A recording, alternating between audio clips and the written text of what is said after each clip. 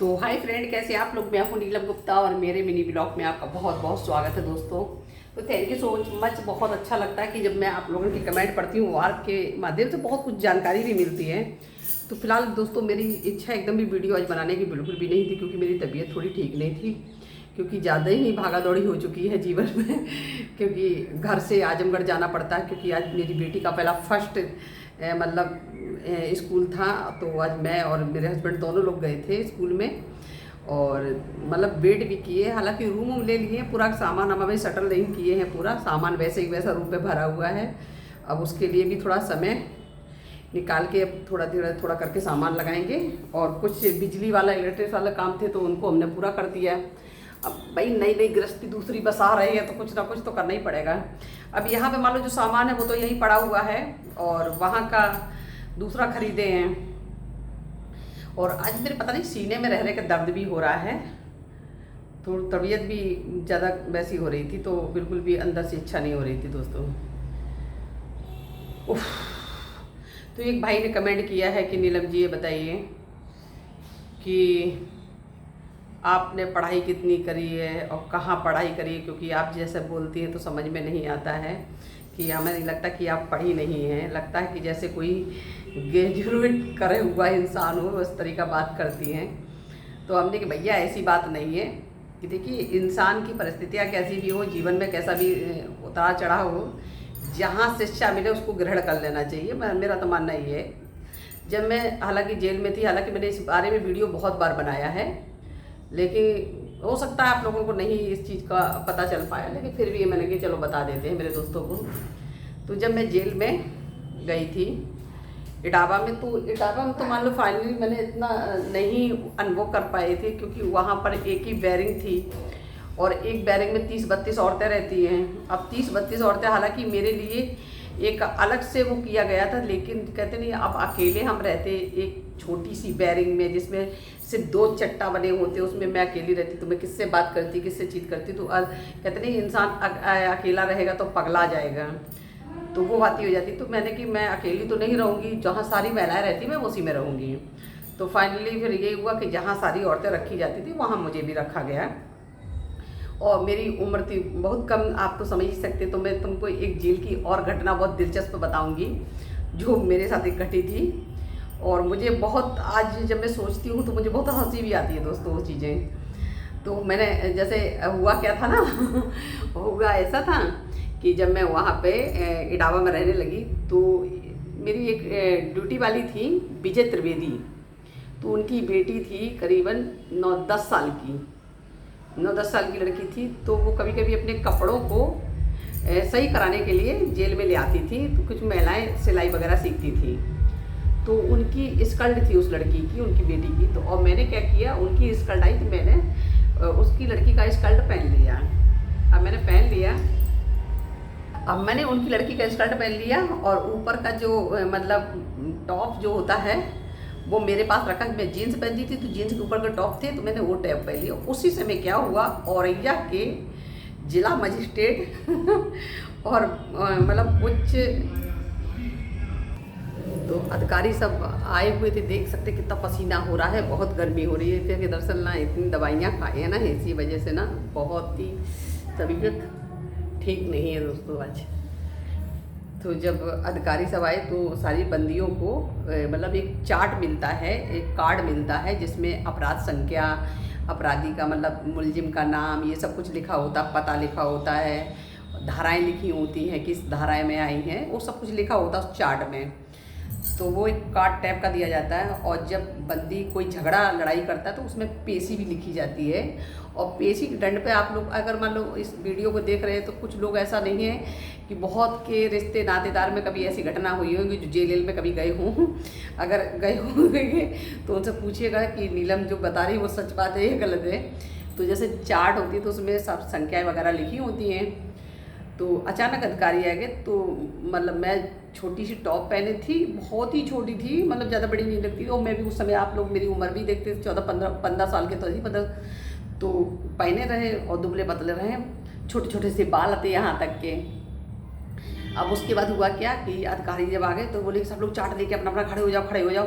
क्योंकि जब भी मुआयना जब जेल का होता ना तो एकदम होता, कभी कभी कोई अधिकारी बता के भी आते हैं, कभी कभी नहीं आते हैं। जो मतलब कहते नहीं है, जो घूसखोर होंगे वो बता के जाएंगे और जो वफादार होंगे, जो अच्छे होंगे, वो कभी छापा मारेंगे तो बता के नहीं मारेंगे, एकदम डायरेक्टली मारेंगे, क्योंकि उनको पता है कि जब डायरेक्टली मारेंगे तभी कुछ प्रूफ पता चल पाएगा।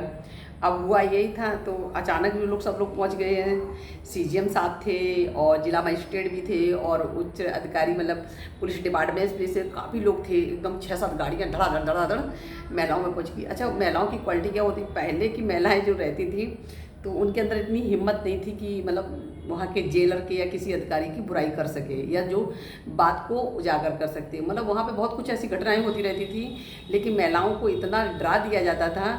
और महिलाओं के लिए डर क्या होता, सबसे बड़ी चीज़ें होती थी भाई कि अगर तुमने मतलब कुछ गलत किया तो तुम्हारी पेशी लिख जाएगी, उसके दरमियान तुम्हारी मुलाकात कैंसिल कर जाएगी, तुम्हारे जो घर के आएंगे उन परिजन लोग, उन लोगों से आपकी बात नहीं होगी, भेंट नहीं होगी, मुलाकात नहीं करेगी, 15 दिन का आपको सस्पेंड कर दिया जाएगा, इतने दिन के लिए आपको पनिशमेंट दिया जाएगा।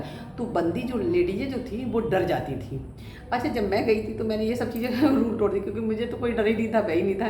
क्योंकि मैं कहती थी ठीक है मुलाकात तोड़ दो, नो प्रॉब्लम, मैं तारीख जाऊंगी, तारीख पे मिल लूँगी है ना, पेशी भी जाऊंगी, पेशी में। अब दरअसल होता कि मेरे ऊपर केस भी इतने लगे थे, तो कभी 1 ही 2 दिन जेल में रहना पड़ता, तो हमेशा तो मुझे पेशी पे ही जाना पड़ता था। कभी कहीं जा रहे हैं, कभी औरैया जा रहे हैं, कभी इटावा जा रहे हैं, कभी भिंड जा रहे हैं, कभी जालौन जा रहे हैं, कभी कहीं जा रहे हैं, कभी कहीं जा रहे हैं, कभी कानपुर जा रहे हैं। मतलब हमेशा लगा ही रहता था। मुझे तो जेल में ज़्यादा देर रहना ही नहीं पड़ता था, बस रात में कभी कभी रात में 8-10 बज जाता था जेल पहुँचते पहुँचते। तो यही होता, तो मुझे तो कोई चीज़ का वो नहीं था। तो हम भाई चार्ट लेके खड़े हो गए, तो जितने भी अधिकारी आए तो अच्छा, वो अधिकारी कभी मुझे देखे नहीं थे, बस उन्होंने मेरा नाम सुना था कि नीलम गुप्ता, दशी सुंदरी नीलम गुप्ता, जो निर्भय गैंग से है और निर्भय का बगावत करके पहली ऐसी लेडीज महिला है जिन्होंने निर्भय गुर्जर को चकमा दिया और वहाँ से सुरक्षित आत्मसमर्पण कर दिया है, और निर्भय ने उसको पकड़ नहीं पाया। मतलब बहुत सी चीज़ें ऐसी थी, तो लोग सोचते थे ना कि नीलम गुप्ता का मतलब नीलम गुप्ता तो बहुत बड़ी कोई लेडी होगी, बहुत डेंजरस होगी, बहुत ही कहते नहीं है खूंखार टाइप की होगी, वो लोग कहने लगे, सोचने लगते हैं। अब मान लो आप ही लोग हो गए, आप लोगों ने पहली बार मेरा नाम सुना होगा, तो आप लोगों के मन में भी यही होता होगा कि अरे नीलम गुप्ता जो निर्भय गुर्जर की गैंग में रहती थी, जो बदमाश रही है, ऐसी नीलम गुप्ता है, अरे वो तो बहुत डेंजर लगती होगी यार। अरे बदमाश, बहुत लोग कहते हैं कि अरे बदमाश कैसे होते, डकैत कैसे होते, मैं देखना चाहती हूँ, नहीं लोग कहने लगते हैं। तो वैसे वो अधिकारी थी, मतलब उनका ट्रांसफ़र होकर नया नया था, तो वो जब मैं भी खड़ी थी तो 5-6 लेडीजें खड़ी थी, एक लेडीज मेरे बगल खड़ी थी, साड़ी पहन के। तो जेल में जैसे वो घुसे हैं तो सबसे पहले उनका एक ही क्वेश्चन रहा, जब पहले देख लिए सारी महिलाओं को, अब उसमें भी मुझे खोज रहे थे कि नीलम गुप्ता कौन सी है।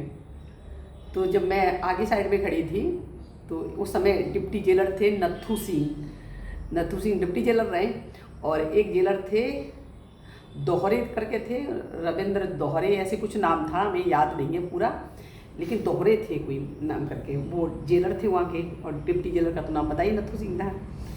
अब बैठे हुआ ये और सक्सेना, एक सक्सेना नाम करके थे, मतलब सक्सेना कहते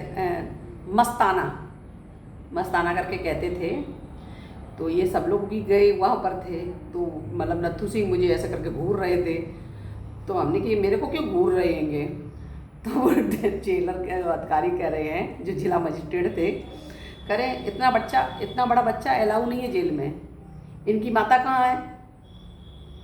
तो हम भी कार्ड लेके खड़े थे, मतलब ऐसे कार्ड दिए थे, उल्टा ऐसे हाथ लटकाए हुए, ऐसे सब औरतें ऐसे लेके खड़ी थी और हम ऐसे लटकाए खड़े थे। तो कह रहे हैं कि इतने बड़े बच्चे को अलाउ किसने किया, आपकी माता कहाँ है। तो हम कहे सर माता, अरे माता तो अपने घर हुई हैं। तो कही तुम किसके साथ में आई हो, हमको तो ये लोग लेके आए हैं तो मैं भी उस समय इतना वो नहीं था नॉलेज, इतना टैलेंट नहीं था, दिमाग में इतनी बातें नहीं थी। अब वो क्या करा तो कि अच्छा वो नीलम गुप्ता कहाँ है। तो नत्थू सिंह कह रहे यही तो नीलम गुप्ता है। तो कह क्या, जैसे मेरा एक्शन है आपके सामने वैसे ही सेम कह रहे थे मजिस्ट्रेट, क्या ये नीलम गुप्ता है। कहा no no no no no, मैं नहीं मानता कह रहे सर मानना पड़ेगा। कहा ये तो छोटी सी बच्ची लगती है। बोले सर इसके मतलब बच्ची मत कहिए इसको यही तो है जिसने निर्भय गुर्जर को चूना लगा के और इस तरीका से बगावत करके आत्मसमर्पण किया। इसके ऊपर 21 लाख का इनाम था, जिंदा या मुर्दा। इस तरीका से है तो आप इसको हल्के में मत लीजिए, ये आई डोंट डेंजरस डेंजरस। तो कहने लगे अरे नो नो नो, मैं बिल्कुल भी इस चीज़ को मानता नहीं हूँ। लेकिन फिर उसने मेरी पूरी फाइल वगैरह देखी, केस वगैरह देता, तो वो वही दंग रह गया। कर क्या तुम ही नीलम गुप्ता हो? हमने सर मजबूरी में नाम तो मेरा ही रखा गया नीलम गुप्ता, अगर आपको ऐतराज़ हो तो चेंज कर दीजिए। कह रहा नो नो नो, चेंज वाली बात नहीं है। देखकर आपको लगता नहीं कि आप कभी बदमाशों के बीच में आपको भय डर नहीं लगा? हमने सर जिस परिस्थिति में मैं थी, अब वहाँ डर भय की बात तो आपसे हम बयान नहीं कर सकते हैं, क्योंकि जो घट गया उस चीज़ को हम उजागर करके फ़ायदा भी किया। आपका काम है, आप मुआयना करिए, अपने काम पे जाइए। तो कहने लगा ठीक है कोई बात नहीं है, आप लोग कोई परेशानी हो दिक्कत हो तो बताइएगा। मैंने कहा ना, हमें कोई परेशानी नहीं है, हम बिल्कुल एकदम टनाटन है, बढ़िया है, मज़े से हैं।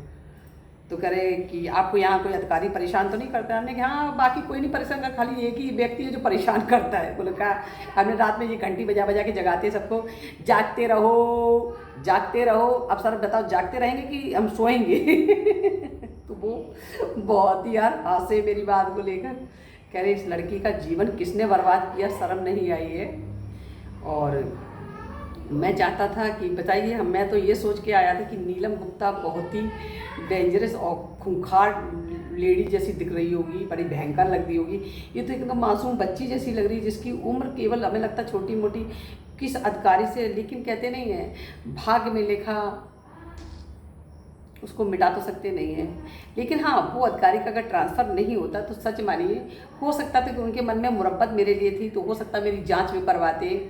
उन्होंने कहा भी था कि इसकी मतलब मेडिकल हुई कि नहीं हुई है, और मेडिकल के लिए पूछ भी रहे थे। फिर पता नहीं क्या हुआ, मेरा भाग्य दुर्भाग्य का हम कह नहीं सकते यार दोस्तों। बड़ा लंबा अटपटा चला। तो जेल की बहुत सी चीज़ें ऐसी हैं जो हम आपके संग साझा करेंगे, और बहुत सी ऐसी घटना है जो हम आपसे बिल्कुल बताएंगे। आप लोग सोचा तो कि नीलम ने ज़िंदगी में बेड़ में नहीं, बहुत बड़ा संघर्ष मैंने जेल में भी किया। जेल में भी आप ये मत सोचिए बहुत अच्छी चीज़ है, वहाँ तो हर घड़ी कहते नहीं जिसके पास ये है तो उसकी जेल है, या ये है उसकी जेल है, बाकी गरीब गुनवा की कोई जेल ना है।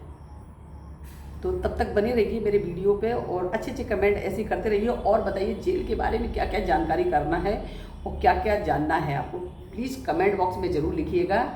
और नीलम गुप्ता की कहानी, नीलम की जुबानी बिल्कुल मत भूलिएगा कहना। तो तब तक मैं टाटा बाय बाय। और बहुत अच्छा लगा। अभी तो इटावा तक की मतलब हम आपको बाकरड़ बताएंगे, और मतलब बंदियों के बीच में भी कितनी लड़ाइयाँ झगड़ा मार कूट ये चलता रहता था, वो भी हम आपको बताएंगे। और बंदियों को क्या क्या पनिशमेंट मिलता था वो भी हम आपको से अवगत करवाएंगे। फिर मैंने कितना लंबा समय लखनऊ गए थे, लखनऊ में मैंने क्या क्या मुझे झेलना पड़ा वो भी बताएंगे। लेकिन उसके बाद मैंने नीलम, आपकी बहन नीलम ने मंजिल को आकर हासिल करके ही पिंड छोड़ा, जो आज हम आपके सामने उपस्थित हैं, जो हम आज बातचीत कर रहे हैं। बहुत लोग टिप्पणी करते हैं कि आप लगती नहीं, कि पढ़ी लिखी नहीं है। ये सब श्रेय किसका जाता है, ये इसके ऊपर भी चर्चा करेंगे, लेकिन वीडियो के माध्यम से। तब तक के लिए ऐसे बने रहिए, अपना प्यार, अपना स्नेह अपनी बहन को जरूर देते रहिए। तब तक के लिए टाटा बाय बाय। आज सही बता तबीयत नहीं ठीक है, देखो बहुत तेज देख रहे हैं पसीना। तो बाय बाय।